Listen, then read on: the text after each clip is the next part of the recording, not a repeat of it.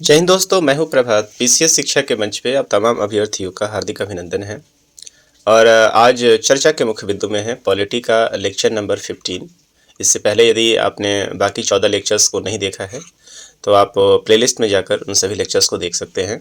और आज हम पहुंच चुके हैं अपने पॉलिटी के नेक्स्ट सेगमेंट पे।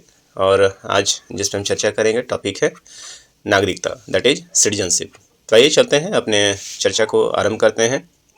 उम्मीद करते हैं कि आप इससे पहले की वीडियो को देख चुके होंगे। यदि नहीं देखे हैं तो निश्चित रूप से प्लेलिस्ट में देख लें। चलिए, तो इस पूरे टॉपिक को हम लोग जिस सब टॉपिक के अंतर्गत कवर करने वाले हैं उसमें आप सबसे पहले देखेंगे हम लोग भारत में जो नागरिकता है उस नागरिकता का संवैधानिक उपबंध क्या है। दूसरे पे हम देखेंगे भारत में नागरिकता प्राप्त करने के शर्त क्या है, नागरिकता का अंत किस तरीके से हो सकता है। इसके अलावा नागरिकता संशोधन अधिनियम और उससे संबंधित जो विभिन्न एनआरआई, पीआईओ और ओसीओ कार्ड होता है उसके बारे में समझेंगे। और एक और चीज़ यहाँ समझने का प्रयास हम लोग करेंगे कि स्वतंत्रता, भारत जो भारतीय नागरिक होते हैं और विदेशी नागरिक होते हैं उनके बीच में जो नागरिकता का अंतर होता है उसके बारे में भी समझेंगे, किसे क्या क्या अधिकार मिला हुआ होता है। तो एक कंप्लीट टॉपिक है। एक अभ्यर्थी होने के नाते तो आपको ये जानना ही चाहिए कि इस टॉपिक के अंदर क्या है। साथ ही साथ आपको एक अवेयर सिटीजन भी होने के कारण आपको ये निश्चित रूप से टॉपिक देखना चाहिए और समझना चाहिए। चलिए चलते हैं टॉपिक की तरफ। सबसे पहले आइए देखते हैं हमारे संविधान में क्या वो संवैधानिक उपबंध है जिसके अंतर्गत हम लोग इस टॉपिक को डील करें। तो सबसे पहले आपको याद करा दें कि संविधान के भाग 1 में हम लोगों ने देखा था आर्टिकल नंबर 1 से 4 के अंतर्गत, और वो क्या था, संघ और राज्य क्षेत्र था हमारा। और उसके अंदर हम लोगों ने देखा था किस तरीके से कहाँ पे संघ है, क्या नाम है, कैसे एडिशन हो सकता है, कैसे हटाया जा सकता है, संसद के पास क्या शक्ति हैं, इसके बारे में हम लोगों ने संविधान के भाग 1 में देखा था। और भाग 1 में अनुच्छेद क्या था, अनुच्छेद नंबर 1 से 4 था। आज हम लोग चर्चा जो कर रहे हैं वो है संविधान का भाग 2, और यहाँ आर्टिकल जो हम डिस्कस करेंगे वो आर्टिकल होगा 5 से 11। तो जो ये पूरा और जो टॉपिक है वो क्या है, नागरिकता, जिसको हम लोग इंग्लिश में क्या कहेंगे, सिटीजनशिप कहेंगे। तो संवैधानिक रूप से यदि आप देखेंगे तो संविधान के भाग 2 में अनुच्छेद 5 से 11 के अंतर्गत भारत के नागरिकता से संबंधित वो सभी प्रावधान दिए हुए हैं जिसके बारे में हम लोग अब चर्चा करेंगे। तो देखिए, अनुच्छेद जो 5 है, आर्टिकल नंबर 5 है, वहाँ क्या बताया हुआ है, तो ये बताया हुआ है कि संविधान लागू होने के समय नागरिकता जो है वो कैसे मिला।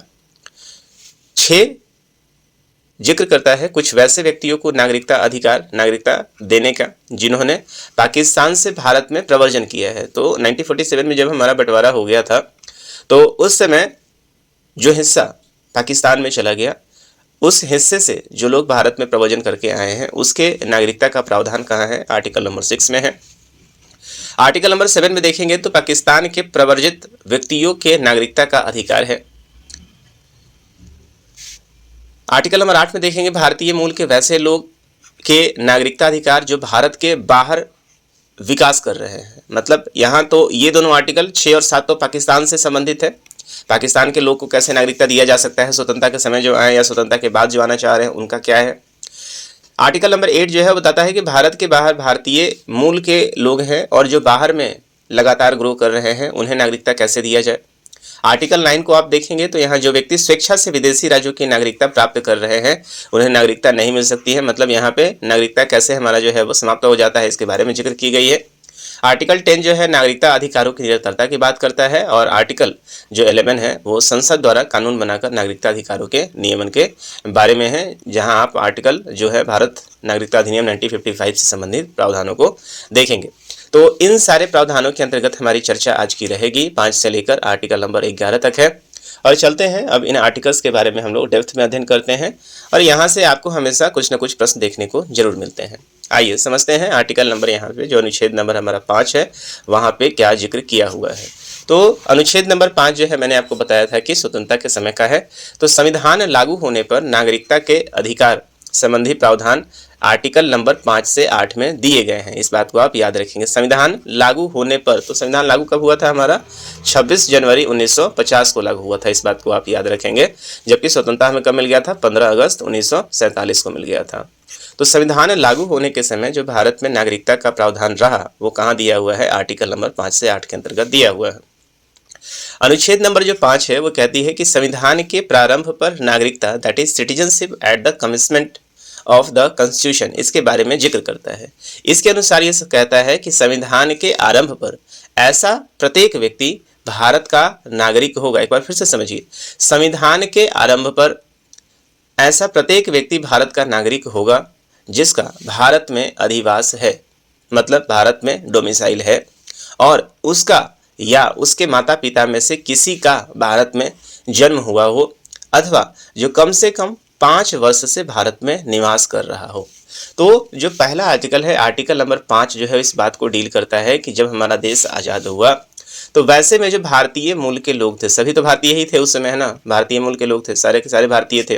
तो जो बॉर्डर खींची गई, जो भारत और पाकिस्तान की सीमा बनाई गई, तो इस बॉर्डर के इस साइड रहने वाले लोग, और इस साइड भी भारतीय मूल के लोग थे, तो इस साइड रहने वाले लोग वैसे लोग जिनके पास डोमिसाइल पहले से उपलब्ध था, डोमिसाइल पहले भी बनता था, तो भारत में रहने के लिए डोमिसाइल जो है, जिसके पास डोमिसाइल पहले से था, या वैसे लोग संविधान लागू होने के समय जिनके माता पिता में से किसी का जन्म जो है वो भारत में हुआ हो और जो कम से कम 5 वर्ष से भारत में निवास कर रहा हो, वैसे सारे लोगों का जो उपबंध है, वो जो भारत को नागरिकता, भारत की नागरिकता उन्हें मिली है, वो आर्टिकल नंबर 5 के अंतर्गत उनको रखा गया है। तो इस बात को आप याद रखेंगे। आर्टिकल नंबर 5 जो है वो इस बात को करता है कि संविधान लागू होने के समय ऐसे प्रत्येक व्यक्ति भारत के नागरिक होंगे जिसका भारत में अधिवास हो, मतलब भारत के मूल निवासी पहले से रहे हैं, या नहीं भी रहे हैं तो उनके माता या पिता किसी का भी जन्म भारत में हुआ हो और वो कम से कम 5 वर्ष से भारत में निवास कर रहे हों, वो सारे लोग भारत के नागरिक कहलाएंगे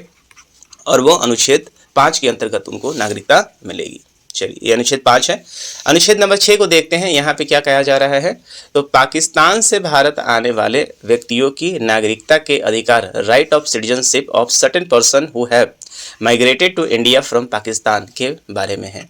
तो देखिए, जब बॉर्डर हमारा खींचा गया, रेड क्लिफ लाइन जो है 1947 से आपका क्या हो जाता है, इफेक्टिव हो जाता है। 1947 देश जब आज़ाद हो जाता है उस समय हमारा बॉर्डर जो है वो खींच जाता है, और खींचने के बाद ये पूरा हिस्सा जो था भारत था, तो एक हिस्सा जो है वो जो मैक्सिमम हिस्सा है और मेजोरिटी में जो हिंदू थे वो सारे लोग कहाँ हैं, और चूँकि धर्म के आधार पर ही देश का बंटवारा हुआ था, तो जो भी यहाँ पे हिंदू रिलीजन के लोग थे वो सारे के सारे रिलीजन जो है वो कहाँ रह गए, वो आपके पास इस साइड में है, और मैक्सिमम जो है मुस्लिम है वो कहाँ चले गए, तो पाकिस्तान में चले गए। लेकिन कुछ ऐसे लोग भी थे जो बेसिकली यहाँ नहीं रहना चाहते थे, या ऐसा तो नहीं था कि लाहौर में या कहीं हिंदू नहीं रहते थे या मुस्लिम, तो कोई भी हिंदू हो या मुस्लिम हो, कोई भी जो वापस भारत में आना चाहता हो, उसके बारे में जिक्र करता है आर्टिकल नंबर 6। सो पाकिस्तान से भारत आने वाले व्यक्तियों की नागरिकता के बारे में है, right of citizenship of certain person who have migrated to India from Pakistan के बारे में। इसके अनुसार ऐसे व्यक्ति जो पाकिस्तान से भारत आया है, भारत का नागरिक समझा जाएगा, लेकिन कब? पहला, उसका या उसके माता पिता या पिता माँ या पितामही या माता मही में से किसी का जन्म अविभाजित भारत में हुआ हो। तो पहला तो क्लॉज आपका यही कहता है कि कोई भी व्यक्ति जिसके जो पहला तो क्लॉज है कि ये पाकिस्तान से भारत आना चाहिए। दूसरा क्लॉज ये है कि उसके माता पिता या दादा दादी, चाहे वो पिता नाना नानी, किसी का भी जो है वो जन्म अविभाजित भारत में होना चाहिए। दूसरा क्लॉज आपका ये हो गया, है ना। तो एक तो वो खुद जो भारत से पाकिस्तान से भारत आ रहा है, दूसरा उसके जो भी माता पिता हों या दादा दादी हों या नाना नानी हों, इन सारे का जन्म जो है वो कहाँ हो रहा हो, वो अविभाजित बिहार में हो रहा हो। दूसरा क्लॉज यहाँ पे कह रहा है कि या तो वह 19 जुलाई 1948 के पूर्व, ये डेट बिल्कुल रूप से याद कीजिएगा, डेट क्या है, 19 जुलाई 1948, 19 जुलाई 1948 के पूर्व भारत आकर सामान्यता से रह रहा हो। तो देश हमारा कब हो गया था आज़ाद, जो है वो 15 अगस्त 1947 को, और 19 जुलाई 1948 जो बेसिकली क्या है, पंजीकरण का तिथि है, इसको उसके पूर्व जो है वो भारत में आके रहने लगा हो, या उसके पश्चात भी यदि वो भारत आया हुआ हो, किंतु संविधान में लागू होने के पूर्व भारतीय नागरिक के रूप में पंजीकरण उसने करा लिया हो। तो इस बात को याद करेंगे। एक जो कट ऑफ लाइन रखा गया, वो कट ऑफ लाइन क्या रखा गया है, 19 जुलाई 1948, और वो इसलिए रखा गया है क्योंकि यह जो डेट था 19 जुलाई 1948 का तिथि का महत्व यह है क्योंकि इस तिथि से भारत से पाकिस्तान और पाकिस्तान से भारत आने जाने के लिए अनुमति पत्र की प्रणाली शुरू कर दी गई थी। यहाँ एक तरीके से आप कह लीजिए कि वीजा का जो सिस्टम है वो शुरू कर दिया था भारत और पाकिस्तान के बीच में। जिस तरीके से भारत और नेपाल में ऐसी कोई बात नहीं है, वीज़ा से संबंधित कोई बात नहीं है। लेकिन भारत और पाकिस्तान के बीच में ये जो बाउंड्री खींची हुई है, इस बाउंड्री में नागरिकता के लिए भी जो एक बाउंड्री खींची गई, वो खींची गई कब से? 19 जुलाई 1948 से। ये एक ऐसा डेट है जिस डेट से रजिस्ट्रेशन प्रारंभ हुआ। जो भारतीय मूल के हैं वो तो है ही हैं, या जो भी लोग पाकिस्तान से भारत आना चाह रहा है, तो इस डेट के पहले पहले जो भारत में आ गया है उसके लिए तो कोई बात है ही नहीं, उससे डोमिसाइल मिल जाएगा। या इस डेट के बाद भी जो भारत में आया हुआ है वो अपना रजिस्ट्रेशन निश्चित रूप से इसके प्रावधानों के अनुसार यदि करा लिया होगा तो वो भी भारत का नागरिक कहलाएगा। कुल मिला के संविधान अनुच्छेद नंबर जो 6 है, वो अनुच्छेद नंबर 6 इस बात का जिक्र करता है कि पाकिस्तान से जो भारत आए हैं उनको नागरिकता कैसे दिया जाएगा। चलिए आगे चलते हैं, अनुच्छेद नंबर 7 की तरफ देखते हैं। तो अनुच्छेद नंबर 7 में क्या कहता है कि पाकिस्तान को प्रव्रजन करने वाले व्यक्तियों की नागरिकता के अधिकार, मतलब पाकिस्तान को प्रव्रजन है, पाकिस्तान से नहीं है। तो right of citizenship of certain migrants to Pakistan के बारे में है, मतलब ऐसे लोग जो पाकिस्तान को जाना चाह रहे हैं। तो इसके अनुसार यदि कोई व्यक्ति 1 मार्च 1947 के पश्चात ऐसे भारतीय राज्य क्षेत्र में जो इस समय पाकिस्तान के अंतर्गत चला गया है तो उसकी भारतीय नागरिकता जो है वो समाप्त हो जाएगी। तो जब बंटवारा हुआ तो सारा मिलने, अब ऐसा है कि ज़मीन तो उठा के भारत में लाया नहीं जाएगा, है ना। बहुत सारे ऐसे क्षेत्र हैं रातों रात, जिसने जो कोई लाहौर का रहने वाला था, जो कि इस्लामाबाद का रहने वाला था, तो वैसे सारे लोग ये भारत का ही हिस्सा था। लेकिन वैसे सारे लोग जो अपने फुल जो डेवलपमेंट के साथ यहाँ पे सेटअप थे, अब वैसे लोग भले ही यहाँ पे बॉर्डर खींच जाए लेकिन वो रातों रात तो ट्रांसफ़र होकर भारत में आएंगे नहीं। भारत में आएंगे तो रहेंगे कहाँ, ये तमाम तरह की सिचुएशंस थी।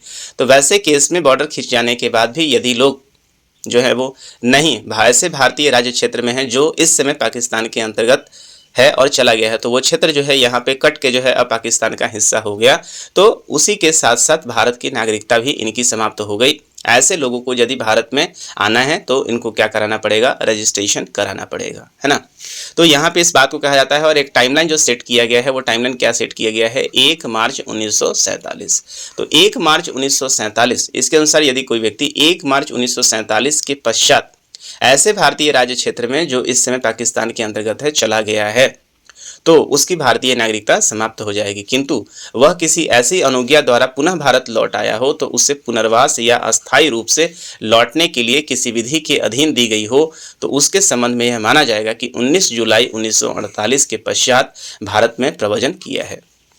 तो यहाँ पे स्पष्ट है कि किसी का जो पूरा डेवलपमेंट था वो जो जिस हिस्से में था वो हिस्सा यदि पाकिस्तान के साथ चला गया है तो उसके क्षेत्र में उसकी नागरिकता तो स्वतः समाप्त हो जाएगी। और उसके लिए टाइमलाइन क्या रखा गया है? 1 मार्च 1947। लेकिन उसके साथ यह भी कहा गया है कि यदि वह किसी ऐसी अनुज्ञा के द्वारा पुनः भारत लौट आया हो, और वो मतलब चाहे जैसे भी हो, वो चाहे वो परमिशन लेकर आया हो, सारे के सारे वो लौट आया हो, तो उसके संबंध में यह मान लिया जाएगा कि वो 19 जुलाई 1948 जो कि एक वीज़ा सिस्टम की शुरुआत मानी जाती है, उसके पश्चात भारत में वो प्रव्रजन किया है और वह अनुच्छेद 6 के अनुसार भारतीय नागरिकता को प्राप्त कर सकता है, मतलब रजिस्ट्रेशन करा के जो है भारतीय नागरिकता को प्राप्त कर सकता है। अर्थात ऐसे व्यक्ति को पंजीकरण के लिए आवेदन करना होगा जो कम से कम आवेदन की तिथि के 6 महीने पूर्व ही भारत में रह रहा हो। तो कहने का मतलब ये है कि ऐसे लोग जिनका जो घर है वो घर कहाँ चला गया? पाकिस्तान में चला गया जो बटा, तो उसके बावजूद जो है वो लोग भारत की तरफ रुख किए हैं और रुख करने के बाद जो है वो रजिस्ट्रेशन कराएंगे और फिर उनको नागरिकता, और उसके लिए ये है कि वो 6 महीना पहले ही रजिस्ट्रेशन करा चुके हैं। तो ये जो उपबंध है वो आर्टिकल नंबर 7 बताता है, अनुच्छेद नंबर 7 जो है इसके बारे में बताता है, और ये कहता है right of citizenship of certain migrants to Pakistan. चलिए, तो अनुच्छेद नंबर 7 उम्मीद है कि आपको समझ में आया होगा। आर्टिकल नंबर 8 की बात करते हैं। तो अभी तक आपने देखा जो आर्टिकल नंबर 6 और 7 जो है विशेषता जो है वो कहाँ से है, या 5 भी आप ले लीजिए, तो 5, 6, 7 जो है भारत में नागरिकता का संबंध उससे है, और ये सारा का सारा संबंध जो है किससे है? वो पाकिस्तान से है। अब चलते हैं अनुच्छेद नंबर 8 के ऊपर। 8 में क्या बताया गया है? तो भारत के बाहर रहने वाले भारतीय उद्भव के कुछ व्यक्ति की नागरिकता के अधिकार के बारे में बात करता है। तो right of citizenship of certain persons of India origin residing outside in India, तो ये तो पाकिस्तान के लिए अलग से उपबंध दिया हुआ है, लेकिन पाकिस्तान के अलावा बाकी सारे देश में जो भारतीय रह रहे हैं उनके बारे में ये उपबंध बताता है। उनके अनुसार यदि कोई व्यक्ति स्वयं या उसके माता पिता या पितामह या पितामही या मातामही से कोई भारत में जन्मा हो किंतु वह भारत के बाहर किसी अन्य देश में रह रहा हो, मतलब आपके माता पिता हों या आपके दादा दादी हों या आपके नाना नानी हों, इनमें से किसी का जन्म यदि भारत में हुआ है, पहली चीज भारत में जन्म तो उसका प्रमाण पत्र भी होगा, तो यदि उनका जन्म भारत में हुआ हो और वो तत्काल समय में भारत के बाहर किसी अन्य देश में रह रहा हो।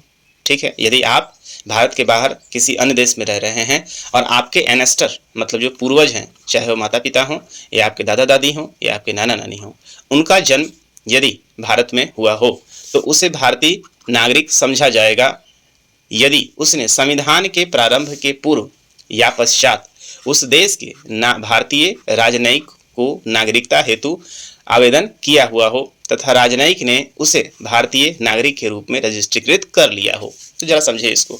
आर्टिकल नंबर 5, 6, 7 जो है स्पष्ट रूप से ये बंटवारा से संबंधित है और केवल भारत और पाकिस्तान के बीच का है।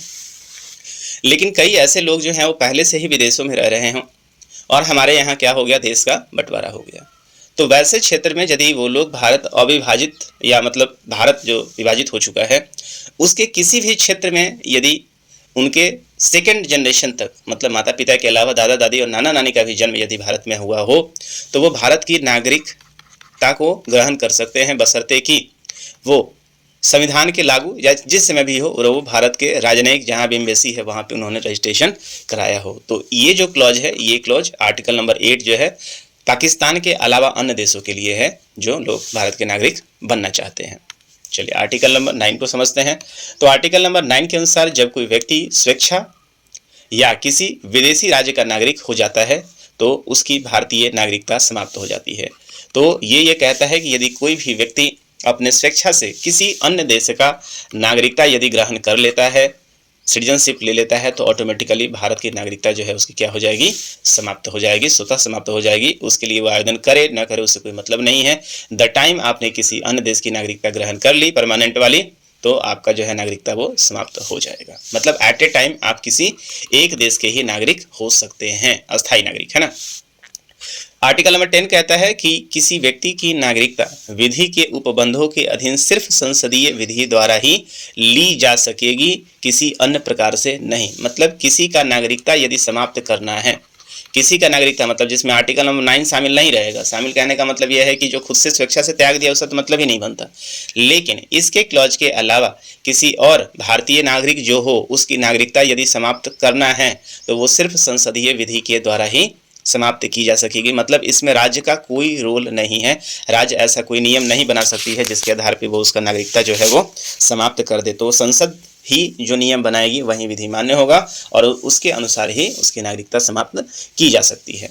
चलिए, तो ये जो आर्टिकल है, आर्टिकल नंबर 10 जो है वो संसद द्वारा विधि बनाकर नागरिकता समाप्त करने को लेकर है। और आर्टिकल नंबर 11 में देखें तो इसके अंतर्गत संसद को नागरिकता के संबंध में विधि बनाने की शक्ति है। मतलब संसद किसी भी तरह के नागरिकता सिटीजनशिप को लेकर किसी भी तरह का यदि विधि बनाना है तो ऑब्वियसली जो हमारी विधायिका है, मतलब संसद जो है वो कार्यपालिका और विधायिका इन दोनों को ही यहाँ पे अधिकार है कि वो उससे संबंधित विधि बनाएं। तो ऑब्वियसली इसमें तो कोई डाउट नहीं है कि आपके लिए जो भी विधि बनेगा सिटीजनशिप से रिलेटेड जो विधि बनेगा वो सब संसद ही बनाएगा। तो इस तरीके से हम लोगों ने देखा आर्टिकल नंबर 5 के से और 5 से 11 के अंतर्गत क्या वो संवैधानिक उपबंध है और नागरिकता जो है उसके बारे में, नागरिकता किस तरीके से ली जा सकती है, किस तरीके से नागरिकता जो है वो छीनी जा सकती है और किस तरीके से नागरिकता स्वतः समाप्त हो जा सकता है और कौन वो एजेंसी है जिसके द्वारा ये नागरिकता संबंधित विधि बनाई जा सकती है।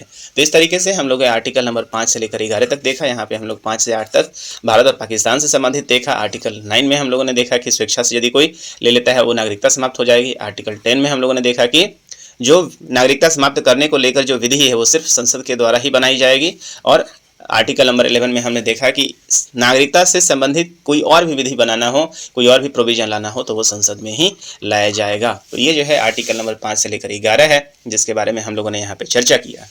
इसके अलावा एक और चीज़ आप देख लीजिए, यहाँ पे एक NPR है जो कि नागरिकता से संबंधित है। हम सभी देश के नागरिक हैं तो कहीं ना कहीं क्या इसकी कोई एक एंट्री होती है, बिल्कुल एंट्री होती है। और वो रजिस्टर कौन सा है तो उस रजिस्टर को कहते हैं राष्ट्रीय जनसंख्या रजिस्टर। जैसे आप कहीं नौकरी कर रहे हो तो क्या आप वहाँ के स्ट्रेंथ में हो तो वहाँ के लिए क्या बनता है, एक पोस्टिंग स्ट्रेंथ बनता है। ठीक उसी तरीके से आप किसी राज्य के नागरिक हैं तो उस राज्य में कितने लोग हैं उसके लिए भी राज्य के पास विवरण होता है। तो उसी तरीके से हमारे देश में कितने नागरिक हैं, हमारे देश के कितने नागरिक हैं उसके लिए जो मेंटेनेंस जो उसका जिक्र होता है वो रजिस्टर कौन सा है उसको हम लोग कहते हैं राष्ट्रीय जनसंख्या रजिस्टर। क्या होता है समझिए जरा इसको। तो राष्ट्रीय जनसंख्या रजिस्टर देश के सामान्य निवासियों का रजिस्टर है। जिसके अंतर्गत प्रत्येक सामान्य निवासी को पंजीकरण कराना अनिवार्य होता है। इसमें भारतीय नागरिकों के साथ साथ विदेशी नागरिकों को भी सम्मिलित किया गया है। हाल ही में केंद्रीय मंत्रिमंडल ने जनगणना 2021 के संचालन और राष्ट्रीय जनसंख्या register that is national population register, जिसको एनपीआर कहा जाता है, को अद्यतन करने के प्रस्ताव की स्वीकृति दी है। और एनपीआर के अध्ययन के कार्य असम को छोड़कर देश के सभी राज्य और केंद्र शासित प्रदेशों में अप्रैल से लेकर सितंबर 2020 के बीच के दौरान किया जाएगा। तो ये तो टाइम टू टाइम इसमें अपडेशन जरूर होता रहता है, लेकिन आप ये समझे कि आपका जो भी, आप यदि नागरिक भारत के हैं, जैसे ही आप कहीं भी वोटर आईडी कार्ड बनाते हैं, जैसे आप अपना क्या बनाते हैं, डोमिसाइल बनवाते हैं, मतलब ये क्या है कि आप वहाँ के नागरिक हैं, तो जैसे ही आप डोमिसाइल ये सारा चीज़ बनाते हैं, आप एनपीआर के अंदर क्या होते हैं, आप रजिस्टर्ड हो जाते हैं। और जब तक आप देश के निवासी नहीं हैं, तब तक आपको यहाँ देश का अधिकार भी नहीं मिलेगा। तो अगला जो हमारा लेक्चर होगा वहाँ इस बात को भी जानने के समझते हैं कि यदि आप भारत के नागरिक हैं तो आपको क्या क्या अधिकार मिले हुए हैं और क्या अधिकार नहीं मिलेगा। यदि आप विदेशी नागरिक हैं, विदेशों से हैं, तो आपको कौन सा अधिकार नहीं मिलता है। चलिए, तो आज के लेक्चर को हम लंबा नहीं करते हैं, छोटा सा लेक्चर रखते हैं। यहाँ सिर्फ मैंने आर्टिकल 5 से लेकर 11 तक के प्रोविजंस को डील किया है। भाग 2 का ये हिस्सा था।